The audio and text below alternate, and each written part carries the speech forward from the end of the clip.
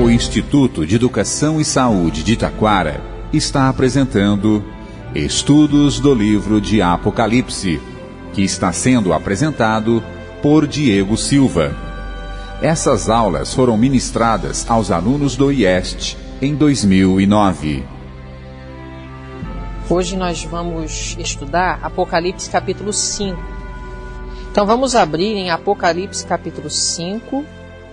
É um capítulo relativamente simples de se compreender, pouco estudado ao mesmo tempo. O que vocês acham? Qual é a importância de Apocalipse 5? Será que é um capítulo relevante? A irmã White, ela fala assim, na página 267 do livro Testemunhos para a Igreja, volume 9. O quinto capítulo do Apocalipse precisa ser mais profundamente estudado. Ele é da maior importância para os que haverão de participar da obra de Deus nestes últimos dias. Alguns há que estão enganados. Não se aperceberam do que está para acontecer na terra. Então ela continua. Então o que a irmã White fala? Que o capítulo 5 de Apocalipse é da maior importância para os que vão participar da obra de Deus nesses últimos dias. Então, apesar de ser pouco estudado, Ellen White ela fala que nós precisamos estudar capítulo 5. O que será que há no capítulo 5 de Apocalipse que torna esse estudo tão relevante para a última geração? Apocalipse capítulo 5, verso 1. Na realidade, é uma continuação da profecia do quarto capítulo. Okay? Se quisesse, poderia até não ter uma divisão de capítulo. O capítulo 4 é curto, o capítulo 5 também é curto, e é a mesma visão. Só uma continuação do mesmo tema. João disse assim, no verso 1. E vi na destra do que estava assentado sobre o trono. Quem estava assentado sobre o trono? O Pai. Capítulo 4, verso 3. E o que estava assentado era, na aparência, semelhante à pedra jaspe e sardônica, e o arco celeste estava ao redor do trono, e parecia semelhante à esmeralda. Estamos falando do Pai. Aquele que, segundo o capítulo 4 e verso 9, aquele que vive para todo sempre. Aquele que é todo poderoso, verso 8, que era, que é e que há de vir. Deus o Pai. E vi na destra do que estava sentado sobre o trono um livro escrito por dentro e por fora, selado com 7 selos. Esse não é o livro da vida, não é o livro que registra a vida dos seres humanos, não é o livro que é usado no juízo. Esse livro, ele estava selado com 7 selos. O que é esse livro? Se quiserem ler, Urias Smith ele tem uma descrição muito boa do que é esse livro. É uma revelação das cenas que deviam ocorrer na história da igreja até o fim. Como sabemos, o capítulo 6 vai revelar o conteúdo desse livro, os 7 selos. Então, é um livro que revela a história da igreja. Estava na destra do Pai. Verso 2. E vi um anjo forte bradando com grande voz. Quem é digno de abrir o livro e de desatar os seus selos?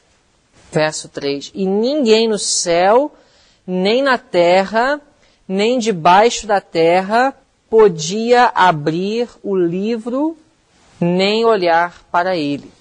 Verso 4. E eu, João, chorava muito, porque ninguém for achado digno de abrir o livro, nem de o ler, nem de olhar para ele. Vamos pensar aqui em algumas lições que nós podemos extrair desse versículo.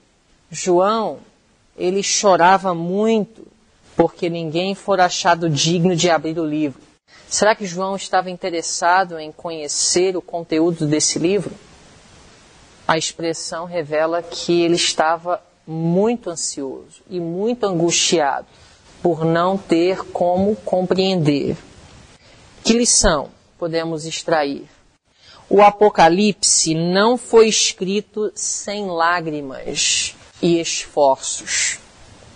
Quando João não pôde compreender e ninguém podia ler nem olhar para o livro, ele chorou. O choro, lágrimas, é uma das mais fortes expressões de tristeza, de angústia. E então a gente vê que o livro de Apocalipse ele não foi escrito casualmente, mas com esforço. Ele foi compreendido e escrito pelo servo de Deus com lágrimas. Da mesma forma que ele foi escrito com lágrimas e esforços, assim também ele vai ser compreendido pelos leitores com lágrimas e esforços.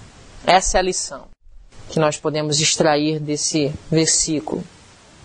O Apocalipse não foi escrito sem lágrimas e esforços, portanto não será compreendido sem lágrimas e esforços. Não é qualquer um que apenas faça uma leitura casual. Tem muitas pessoas em muitas igrejas que leem a Bíblia todo ano, às vezes mais de uma vez por ano, de Gênesis a Apocalipse. Mas essas leituras de ano bíblico são leituras muito casuais, muito superficiais. Não é suficiente ler a Bíblia, é estudar a Bíblia. Estudar o Apocalipse não tem como você apenas ler. Você tem que ler cada versículo, às vezes cada frase, parar, orar, pesquisar, pegar a concordância, buscar, cavar e ter a iluminação do Espírito Santo, porque ele não foi um livro escrito por uma mente carnal, mas sim por uma mente inspirada pelo Espírito de Deus. E assim ele pode ser compreendido. E eu chorava muito, porque ninguém for achado digno de abrir o livro, nem de o ler, nem de olhar para ele. Verso 5. E disse-me um dos anciãos, não chores, eis aqui o leão da tribo de Judá, a raiz de Davi, que venceu para abrir o livro e desatar os seus 7 selos. Vamos falar primeiro sobre o leão da tribo de Judá. O que nós sabemos sobre um leão? Ele é o mais forte dos animais, não é? Ele é considerado rei. E qual é a característica de um leão? Assim, qual seria um atributo de um leão? Ele é o quê? Forte, né? É um animal que conquista através da força, né? Intimidando, através de poder, através de sua força, ele conquista. Jesus aqui é comparado com um leão, leão da tribo de Judá. Judá porque Jesus, em sua humanidade, ele veio da descendência de Judá, um dos 12 filhos de Jacó. E ele é chamado de leão. Em Apocalipse, nós temos vários nomes para Jesus. Nós temos leão aqui no capítulo 5. Nós também temos no mesmo capítulo a descrição de Jesus como cordeiro. Na Bíblia, nós temos Jesus como rocha. Nós temos Jesus como pastor. Nós temos Jesus como porta. Nós temos Jesus como rei. Então nós temos muitas formas de nomear Jesus. Por que Jesus recebe tantos nomes? Ele é Emanuel, Deus conosco, Messias, o ungido, Miguel. Então nós temos vários nomes. E todos esses nomes revelam um atributo de Cristo. Cada um desses nomes revelam um atributo de Cristo. Quando você vê leão, é porque está mencionando Jesus como rei, como forte, como poderoso, como capaz. Quando você vê Jesus como cordeiro, nós estamos enfatizando Jesus como sacrifício. Se você analisar leão e cordeiro, são dois atributos, duas representações muito distintas. É interessante também que, em algumas ocasiões, Jesus ele é descrito pelo mesmo símbolo que Satanás. Serpente, leão. Satanás também tem o nome de serpente e também de leão. Atributos. Agora, muito distinto, cordeiro de leão. E aqui no capítulo 5, nós temos no verso 6... E olhei, e eis que estava no meio do trono e dos 4 animais viventes, e entre os anciãos um cordeiro, como havendo sido morto, e tinha 7 chifres e 7 olhos, que são os 7 espíritos de Deus enviados a toda a terra. Por que tudo isso? Qual foi o dilema no início do capítulo? Quem abrirá o livro? Não é isso que fez com que João estivesse chorando? João viu na destra do Pai um livro selado com 7 selos. E ninguém podia abrir, ler, nem olhar para o livro. Aí então, alguém disse para João, não chores. Aí lhe é revelado o leão da tribo de Judá. Por quê? Porque este é o que vai ser capaz de compreender o livro.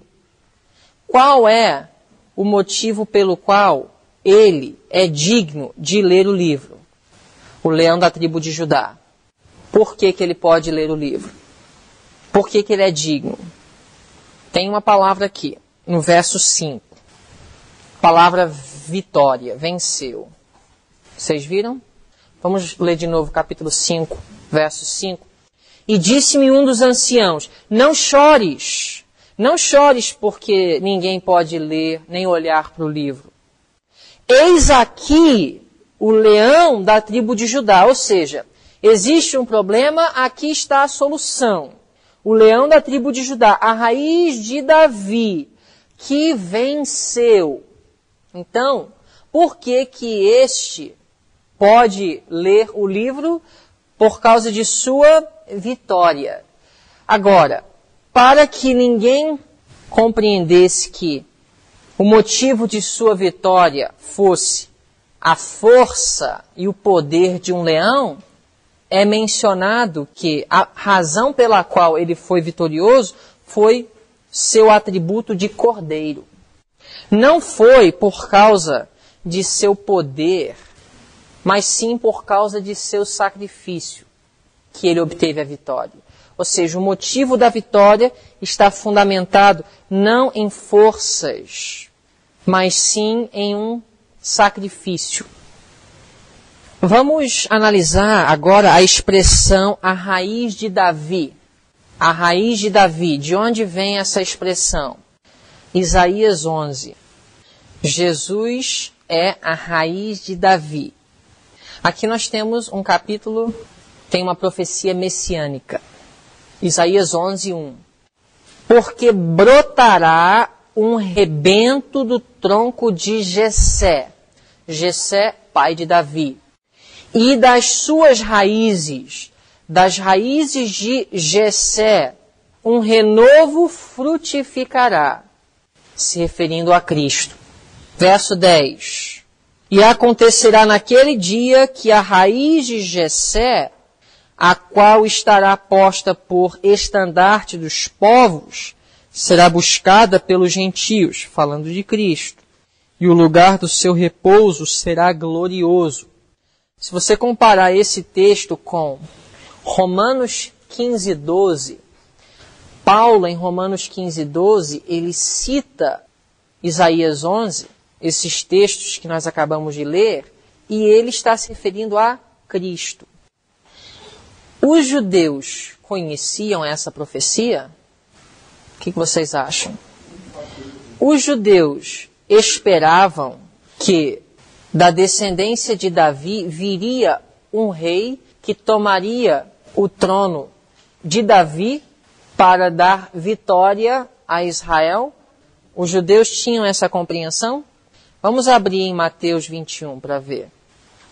Mateus 21, verso 9.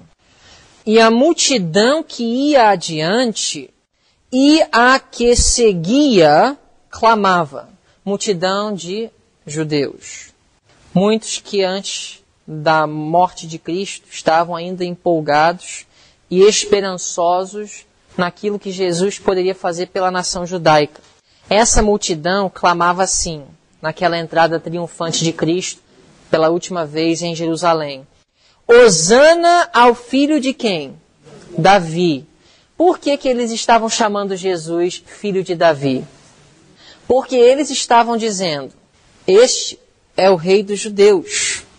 Só que quais eram as expectativas da vitória do filho de Davi?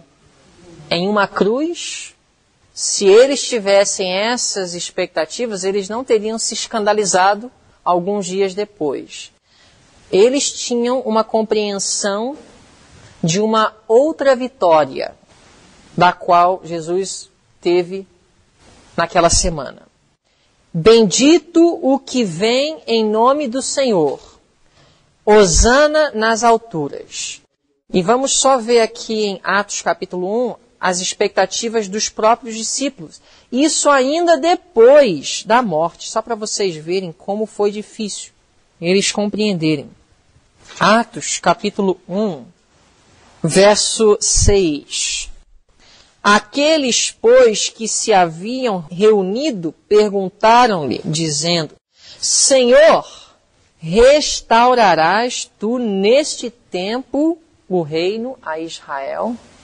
A grande expectativa dos judeus era que o filho de Davi, esse rei que viria da descendência de Jessé e Davi, viria para trazer vitória contra os romanos. Restaurar o reino temporal a Israel. Aquela prosperidade temporal que eles desfrutavam nos dias de Davi e Salomão. Só que Jesus não veio para conquistar vitória através da força. E nem veio estabelecer um reino temporal, mas sim uma vitória através do Espírito e um reino chamado Reino da Graça.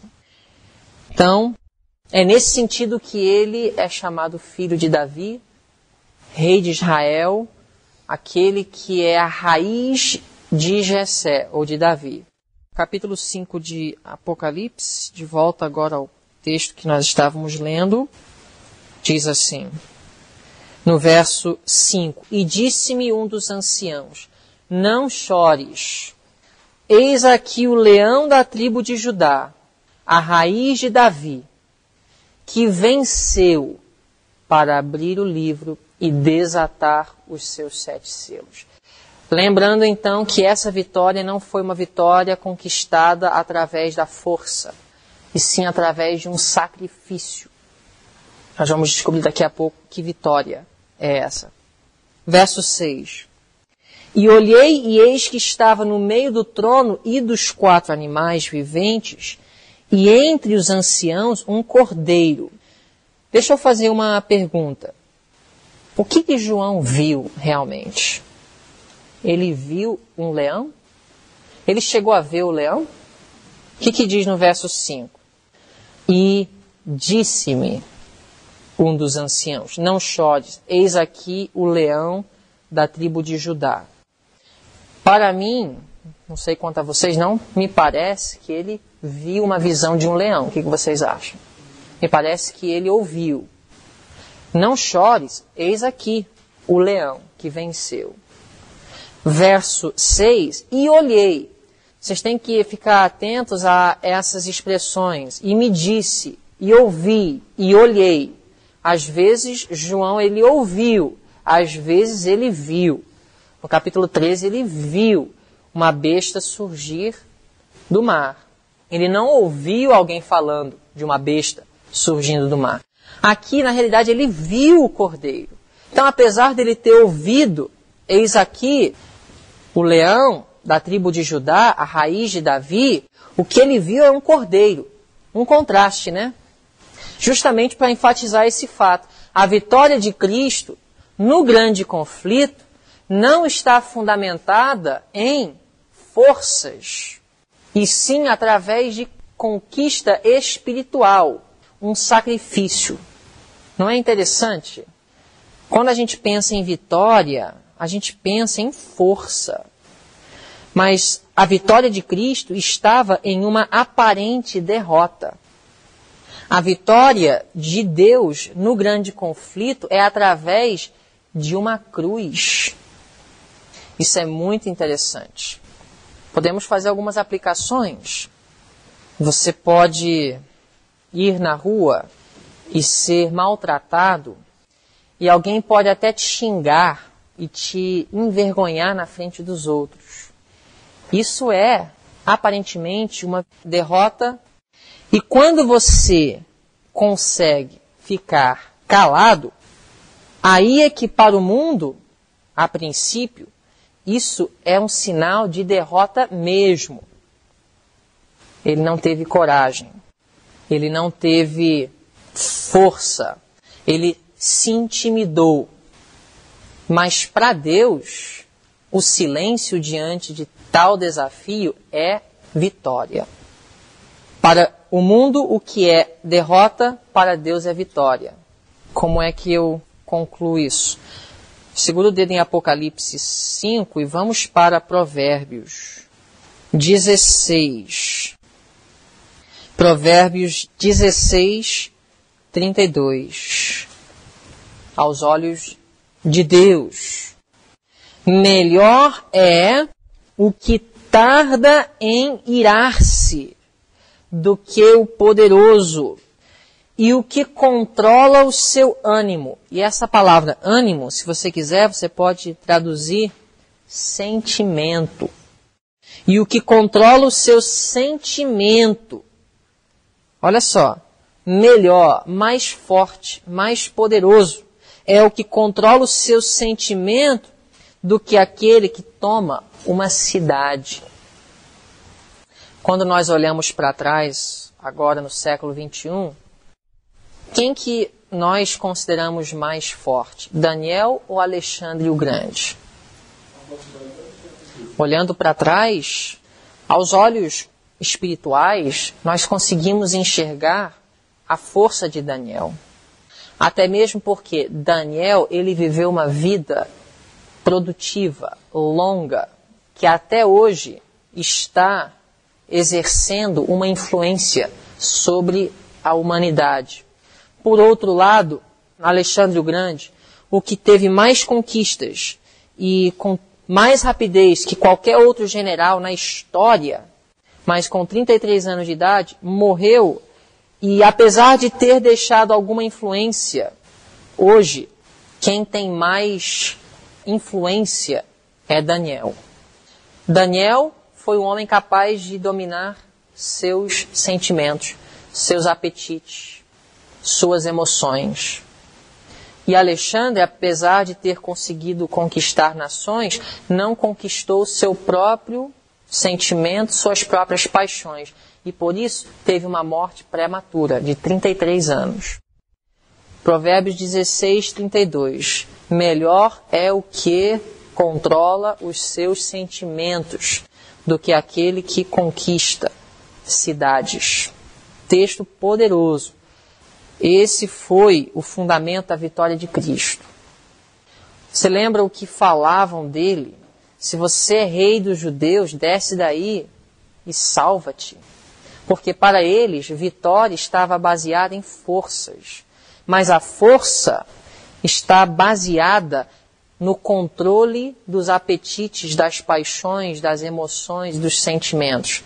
Um homem forte não é aquele que é grande e que consegue dominar o outro através da força.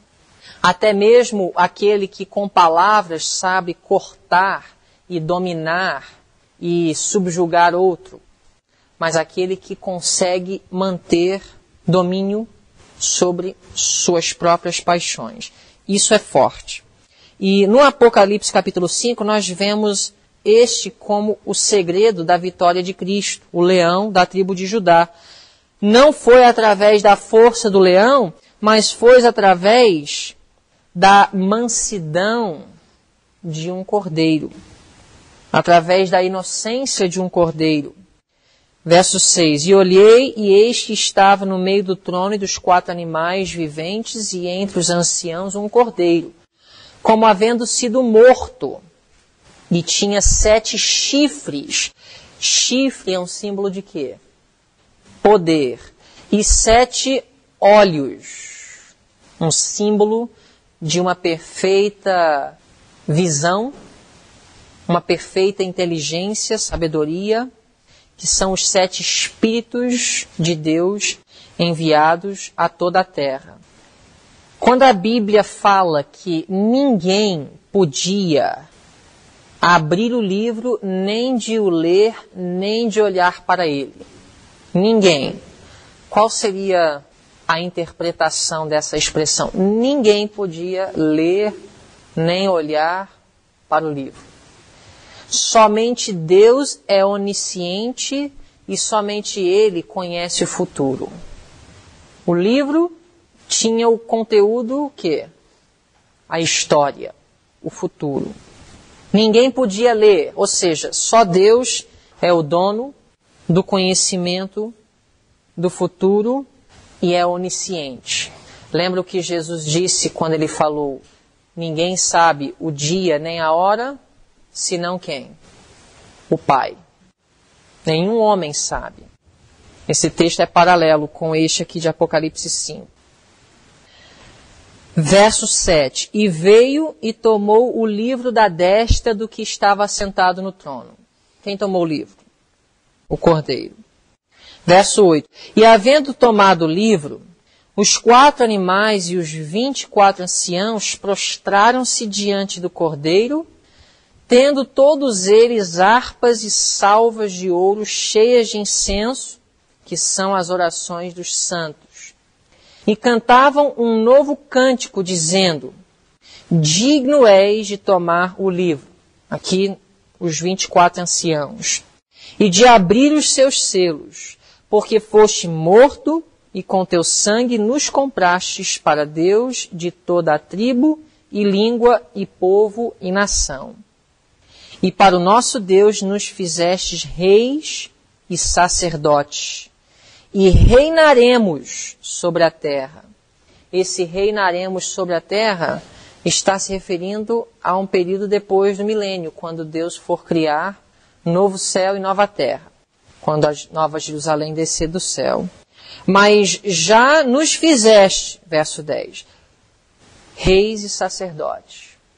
Durante o milênio, e para esses até antes do milênio, eles já estão lá nas cortes celestiais, tendo a oportunidade de abrir os livros, de compreender os casos e a justiça de Deus e o desenrolar do grande conflito.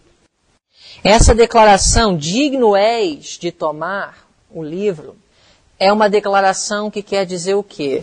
Ele venceu, ele obteve essa vitória contra Satanás e por isso o seu nome é reivindicado, o seu caráter é justificado.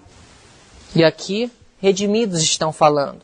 E qual é a reação então? No verso 11, e olhei e ouvi a voz de muitos anjos ao redor do trono, e dos animais, e dos anciãos.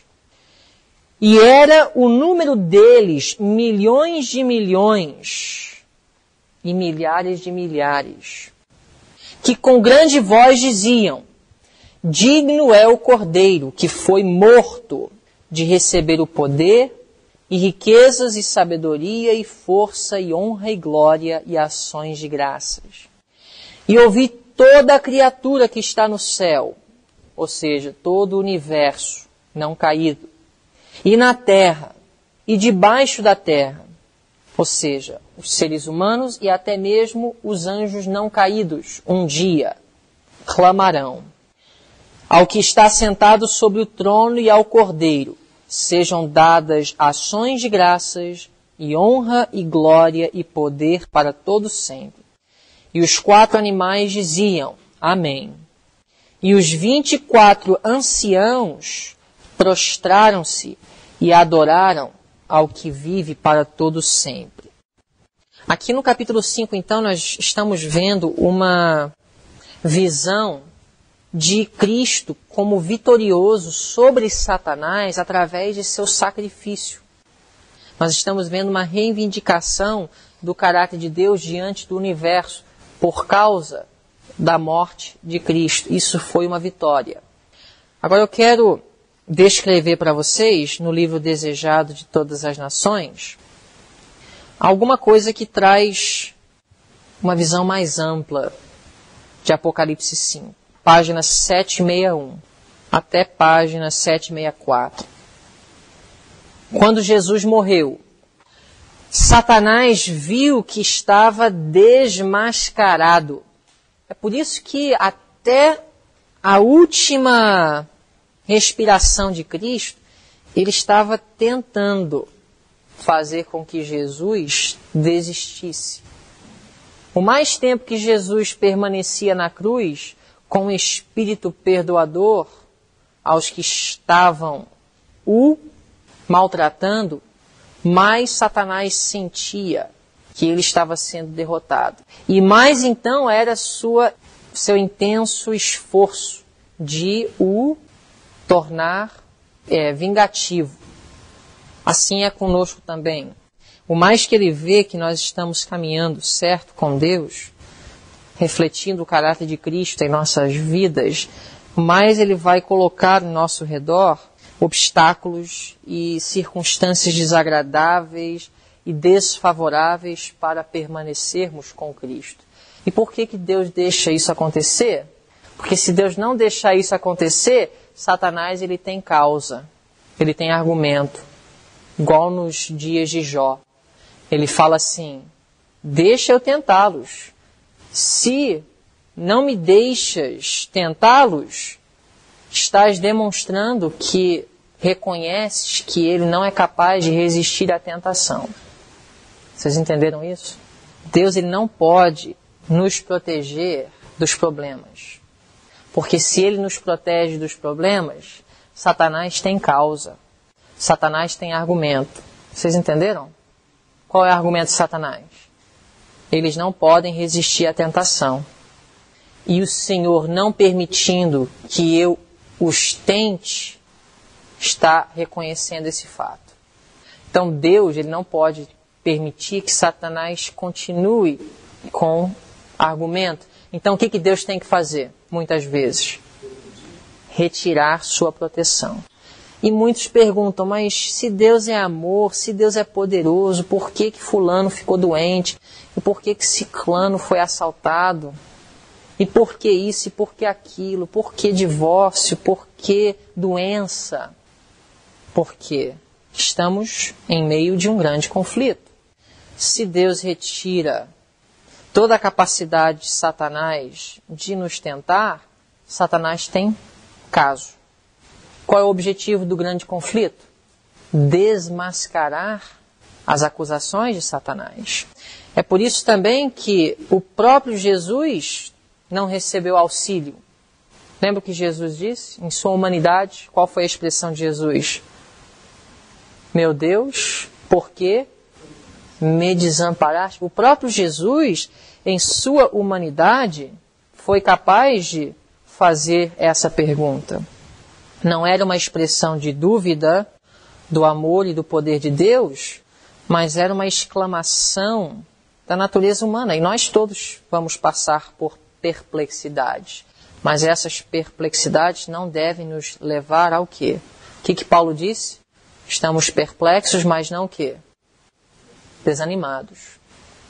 Ou seja, a perplexidade, tudo bem, mas desânimo, não.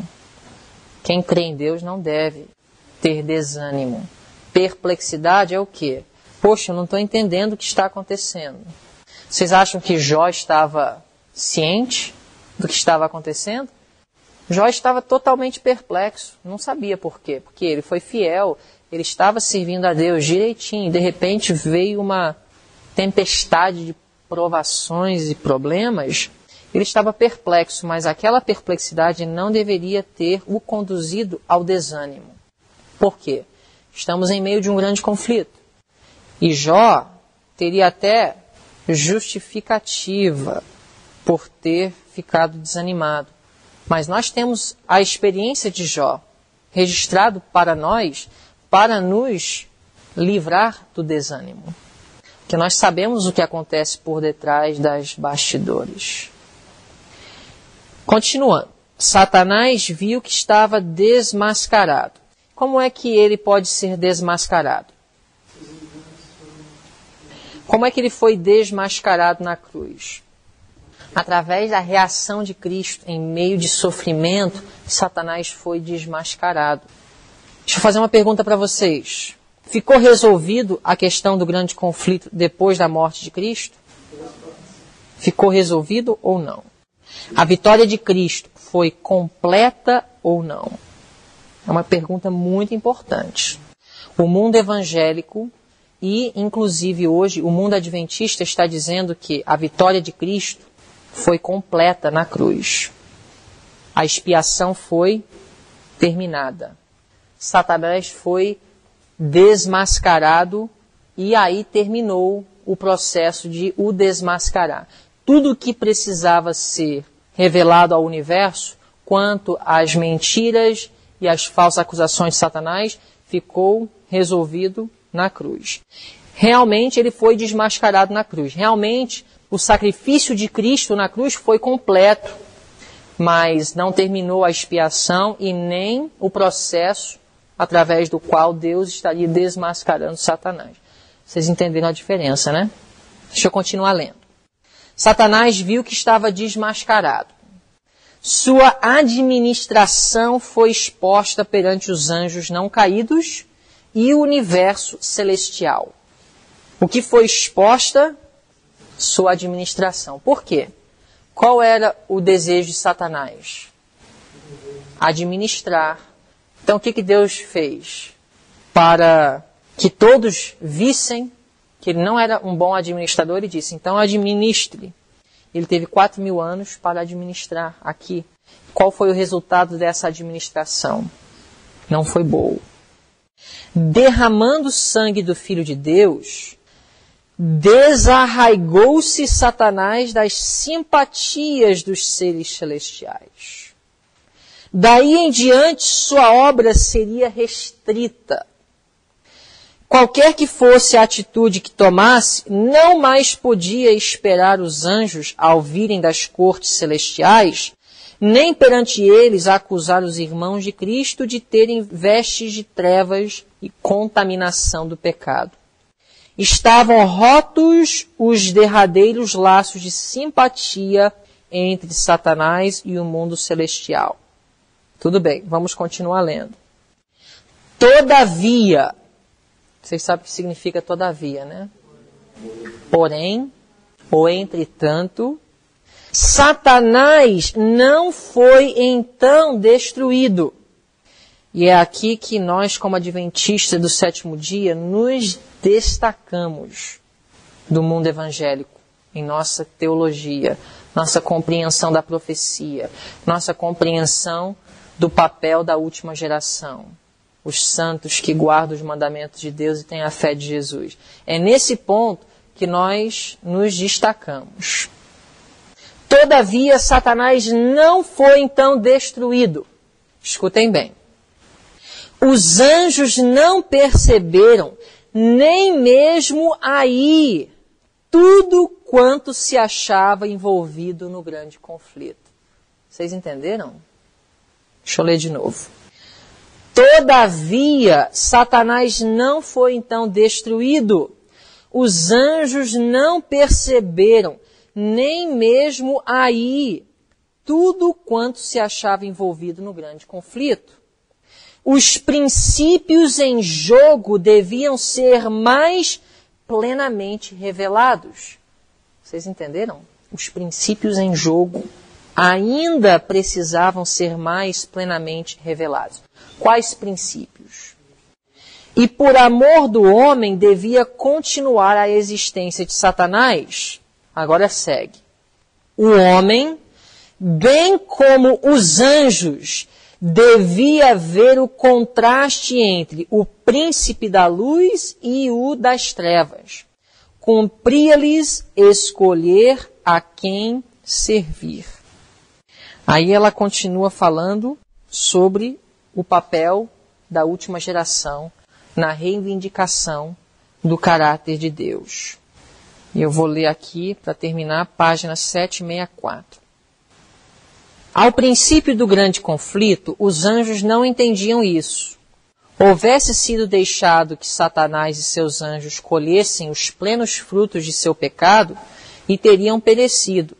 Mas não se patentearia aos seres celestiais ser isso, o inevitável resultado do pecado.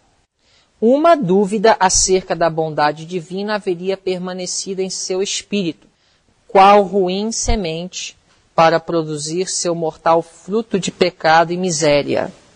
Não será, porém, assim ao findar o grande conflito. Então, havendo-se completado o plano da redenção, o caráter de Deus é revelado a todos os seres inteligentes. Os preceitos de sua lei são vistos como perfeitos e imutáveis. Então o pecado terá patenteado sua natureza, Satanás o seu caráter. Então o extermínio do pecado reivindicará o amor de Deus e estabelecerá sua honra perante um universo de seres que se deleitam em fazer sua vontade, em cujo coração está a sua lei. Veja bem, aqui no Apocalipse nós temos uma visão por detrás dos bastidores do grande conflito e da vitória que Deus conquista para revelar diante do universo as mentiras de Satanás. No capítulo 5 de Apocalipse, nós vemos Cristo como vitorioso por causa de sua morte na cruz. Mas mesmo isso não foi ainda o suficiente. A vitória não foi completa. O sacrifício foi perfeito e completo. Mas agora o Apocalipse continua.